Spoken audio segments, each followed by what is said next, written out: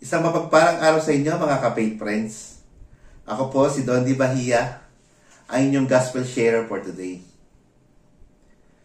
For today's gospel is about St. Luke's chapter 12 verse 49 to 53. At sinasabi po dito ay patungkol sa pagkakaiba o pagkakawatak-watak ng mga taong naniniwala kay Kristo at dun sa mga taong hindi naniniwala kay Kristo. Ito yung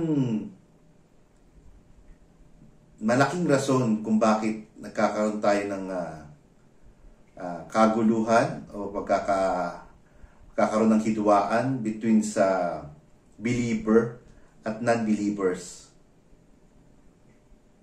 Ang solusyon po dito is kilalanin natin si Kristo ng mas malalim upang magkaroon tayo ng isang matibay na pananampalataya sa Kanya.